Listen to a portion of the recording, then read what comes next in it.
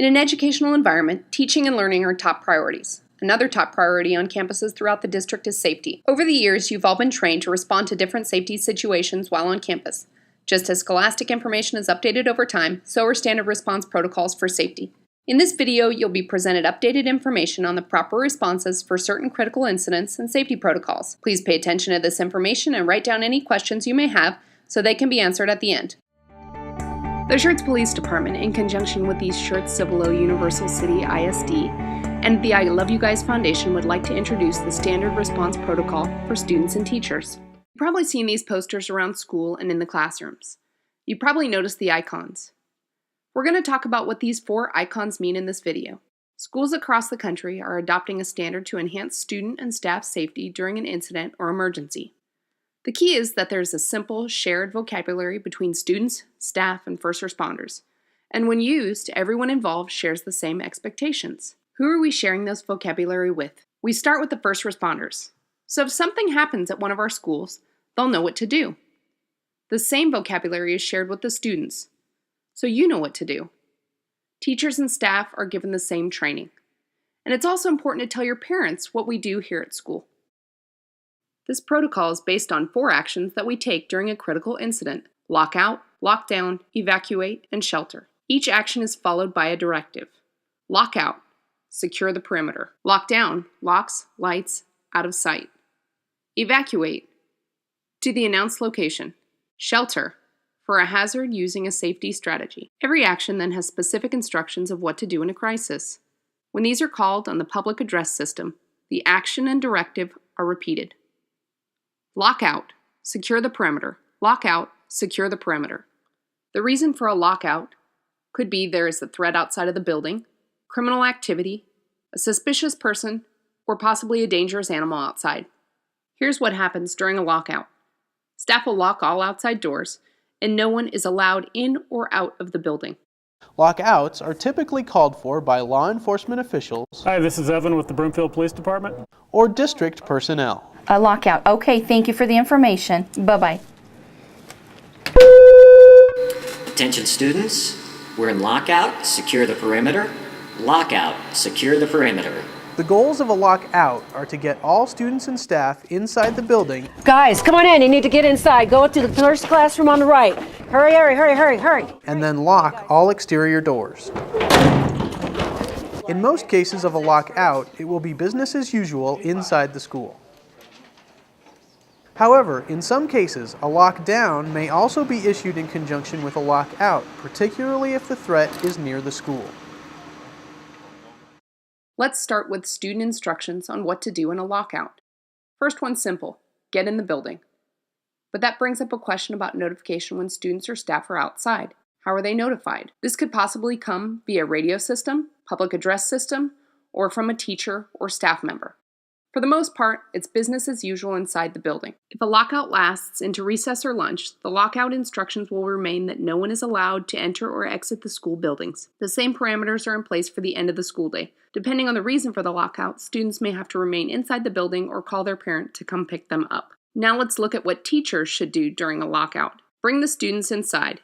If there are exterior doors in the classroom, make sure they're locked. Teachers may be asked to check if nearby exterior doors are propped open. Increase your situational awareness. Be attentive. Teachers should also verify that everyone is still in class. It's a good idea to note the time that attendance was taken. Inside the classroom during a lockout, teachers may continue class activities and instruction. When might a lockout occur? When there's a threat or danger outside of the school. We talked about some examples. Here are some more. High-speed chase, suspicious person, demonstration, custody issue, or maybe even a fire in the neighborhood. Who can call a lockout? Students can call a lockout by reporting it to a staff member. Teachers can call a lockout by reporting it to the main office. This should occur without having to go through a chain of command. Most of the time during a lockout, in-building class changes will still occur. If a school has portable buildings, students and staff may be brought into the main building. This is only to occur when instructed to do so, typically by law enforcement personnel. If a threat is very close to the school, the response may be to go into lockout and lockdown. Are students and staff allowed to leave the school campus? Usually not, due to the safety threat. This means that even when the school day ends, students may have to remain inside the building until the threat no longer exists. Lockdown. Locks, lights, out of sight. Lockdown. Locks, lights, out of sight. Lockdown is used when there's a threat inside the school building. It could be a mentally unstable individual, or maybe even a non-custodial parent. It could be an armed intruder or some other danger. If you are in a classroom when a lockdown is called, the main thing to remember is locks, lights, out of sight. As students gather in a safe area of the room, lock the door and turn off all lights. Have everyone in the room move to a location that is out of sight. Pick an area of the room that can't be seen from interior windows. An actual lockdown may not be resolved for several hours. Here's how you should wait. Stay in the safe location. Don't move around the room. Remain silent. Staff, take written attendance of who is in the room. Note anyone missing and if you have any extra students or staff. Let's look at what students should do during a lockdown. First, stay out of sight from the corridor window. How do you know you're out of sight? If you can't see out of the corridor window, no one in the hall can see you. Also, sit on the floor and get low. A locked door is a proven time and safety barrier. Having a locked door reduces the risk of harm or injury to the people inside. Be absolutely silent. Turn your phone off in the initial stages of a lockdown. If there is an actual lockdown, you'll get a chance to text your parents later on. Do not open the door for anyone. Administrators or law enforcement will unlock the door and release the room. Let's look at what teachers should do in a lockdown. When you hear lockdown, locks, lights, out of sight, depending on what you see and hear, you might want to visually sweep the hallways for students. If the threat is close to your classroom, focus on getting the door locked and closed as quickly as possible. A locked classroom door is a proven lifesaver. Turn out the lights. Usually there's no need to raise or lower the outside window shades because the threat is inside the building. The goal is to get out of sight behind a locked door as quickly as possible. Leave the corridor window uncovered. Law enforcement needs to see inside the room from the hallway. Science rooms often have 2 doors with corridor windows, making it difficult to get out of sight. In this case, it may be beneficial to cover one of the corridor windows. More law enforcement agencies are recommending not sliding red or green cards underneath the doors. The reasoning is twofold. First, they won't believe the message until they have verified the status of the classroom, and you are giving too much information to the person inside that poses the threat. Be silent and maintain student silence. Turn off your phone. If you're with young students, it may be soothing to very quietly read to them. A lockdown cannot be ended with a public announcement. It only ends with administration or police opening the door and releasing the room. If you can, take attendance. Note if you have missing students or extra students swept in from the hall. Note the time. You probably won't need to do anything with the roster at this point, but we're creating a chain of custody, and this will be useful over the life cycle of the event. If a fire alarm sounds, do not leave your safe location unless you are certain that a fire is threatening your room. If you are forced to evacuate due to a fire, keep in mind that the hall may not be your best escape route. The difference between a lockout and a lockdown. A lockout is when the threat is outside of the building. A lockdown is when there is a threat inside the building. After securing the perimeter, lockout is business as usual. That means classroom instruction and activities can continue. Lockdown is locks, lights, and out of sight. What if you're outside? If you're outside and a lockdown is called, do not go back into the building. Rather, go to a safe location. What if there's no teacher? Getting behind a locked door is possible. If not, close the door and hide. You may try to evacuate if the threat is not in your immediate vicinity. What if you're in the hallway? Teachers check the halls quickly before they lock and turn the lights out. Get to a classroom, any classroom, as quickly as you can and lock down. If the classroom's already locked, then find a place to hide. Do not go from classroom to classroom. Evacuating may be another option. What if the fire alarm sounds? Stay in the classroom until you see a fire or if smoke is filling your classroom. If you must evacuate due to a fire or smoke, the hallway may not be your best option. Consider using an alternate door, window, or any other exterior exit. Can we text our parents? If the time immediately after a lockdown is called, remain silent and silence your phone. As the event evolves, you'll be given an opportunity to text your parents. Evacuate is how to move students in an orderly fashion from point A to point B. A fire drill is really evacuate out of the building. With the standard response protocol, evacuate is always followed by a location. For instance, evacuate to the gym, evacuate to the gym. Here's what students should do. Leave your personal belongings and backpacks behind. Be sure to listen for any new directions. Teachers, there may be cases where you lead students, or there may be cases where you follow the students out. In a police-led evacuation, you'll probably be the ones to lead the students. Once you reach the designated evacuation site, teachers will be taking attendance and note the time. During an active violence event, another option is to self-evacuate. During the initial moments of a school violence situation, the official call for a lockdown may not have occurred or not have been heard by everyone. You need to assess your personal safety. Consider your best option. This may include staying in a classroom behind a locked door, hiding, or evacuating. Self-evacuation, which means exiting the school and leaving the campus, is an option. If you're in a hallway, common area, or near an exterior door, self-evacuation may be your best choice. Once you've arrived at a safe location, you should immediately check in with your parents and the school district to let them know you're safe.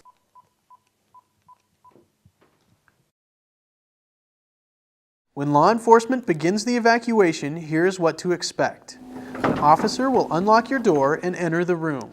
Stay where you are. The officer will give you specific instructions you must follow. Broomfield Police Department, you're safe, everything's okay, we're going to get you out of the building. I need everyone to follow my instructions. I need a single file line, leave all your personal property on the floor where it is, form me a single file line right here at the door. Teacher, I need you in front, please. You will be asked to leave your stuff behind, form a line at the door with the teacher in front. I need everyone to hold hands with the person to your right and left. Hold hands with the person in front of and behind you until you reach your final destination. Wait quietly for further instructions from the officer. Teacher, I need you to walk out, follow the instructions of that officer right there. Go ahead. You will be told to proceed to the next officer. Walk, do not run, and do not talk. Walk towards the stairs. Follow the directions of the officers guiding you during the evacuation. They could be giving you verbal directions, right to the stairs, or hand signals. Watch the pace of your line. Be aware of obstacles such as corners, fallen objects, debris, or stairs which may affect the speed your line can move. Don't stop until you reach the location you were directed to. Keep moving all the way to the end of the fence. All the way to the end of the fence.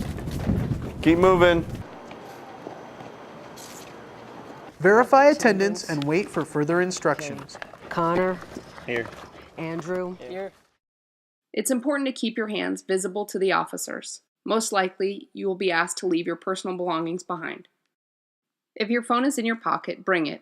If it's in your purse or backpack, you may not be given the opportunity to grab it. Don't be surprised if the officers are loud and demanding. They don't know the extent of the incident yet. They will give direct instructions that you should follow. Again, be sure to keep your hands visible. All of that goes for teachers as well. There may be circumstances where you can't bring your purse, briefcase, or backpack. Try to bring your keys and wallet. Also grab the attendance sheet and the red card, green card, along with your phone. At the evacuation assembly area, take attendance. If you are able to take attendance during lockdown, verify students in the assembly area against the roster you created during lockdown. If everything's okay, show the green card. Do you have permission to self-evacuate? Yes, but pay attention to the situation. Do you know where the threat is? Can you see the exit? Is it away from the threat, noise, or commotion? Remember though, a locked door is a proven time barrier. Staff, same answer, but don't leave your students. If you do self-evacuate, where do you go? Another school? Nearby business? Recreational center? A friend's house? Or your own house? Be sure to let your parents and the school know. In a lockdown, prior to a police-led evacuation, do not open the door for anyone. Police or administration will unlock the door. What can you take with you? It's unlikely that you can bring your backpack or personal belongings. You may not even have access to get into them once police enter the room. But if you can, bring your phone, wallet, and keys. Why do we keep our hands visible? Law enforcement officers are trained that hands can hold dangerous things. They will want to see your hands. You might be asked to evacuate hand in hand or with your hands on your head. What will police do? In some cases, during the evacuation assembly, officers will want to verify that students aren't at further risk. They may search students and staff for other dangerous items. Some of you may have heard the term shelter in place. Unfortunately, there are many different things that shelter in place could mean. With the standard response protocol, we shortcut it to state the hazard and the safety strategy. So what's a hazard? Something dangerous. It could be environmental, like a tornado or earthquake. It might be something like a chemical spill nearby. Your safety strategy is what you do in response to the hazard. It might be announced over the public address system, the hazard and the safety strategy, or it could be shelter for the stated hazard using the stated safety strategy. In either case, we repeat it. For example, tornado, get to the storm shelter, Tornado, get to the storm shelter. In earthquake country, the safety strategy is to drop, cover, and hold. For a hazmat risk, we would seal the room by taping plastic around the doors, vents, and windows. In coastal areas, tsunamis are a possibility after an earthquake. Going to high ground or further inland is that hazard's safety strategy. Listen for instructions. The situation may be very dynamic. Always be prepared for the unexpected. During a shelter event, teachers should try to take attendance and note the time. Other hazards and safety strategies. Discuss other local hazards and safety strategies. Those are the actions, directives, and instructions for the standard response protocol. That's what those icons mean. It's a shared vocabulary between students, staff, and first responders during any type of crisis or emergency here at school. While not officially part of this standard response protocol, I'd like to mention one more action and directive. Hold in your classroom. Hold in your classroom. It's used when we need to keep the corridors clear of students. Here's what students do. If you're in the hallway, get to your assigned classroom. Otherwise, students and teachers remain in their classroom until the all clear is announced. Teachers, here's what you do. Remain in the classroom with your students until the all clear is announced. Continue teaching, or if the lesson for the day is complete, offer time to read or study. Teachers should also close and lock the door. It can be open for any student that needs to get out of the corridor. What about class changes? If you're in the hallway, an announcement might be made to go to the nearest classroom, or proceed to your next scheduled class. We ask that you take a moment and talk to your parents about this standard response protocol and view the protocol sheet on your campus website. Peace. It does not mean to be in a place where there's no noise, trouble, or hard work. It means to be in the midst of those things and still be calm in your heart. We thank you for your participation in watching this video today. Any questions you may have can be directed to your campus administration or the Schertz Police Department School Resource Division. Stay safe.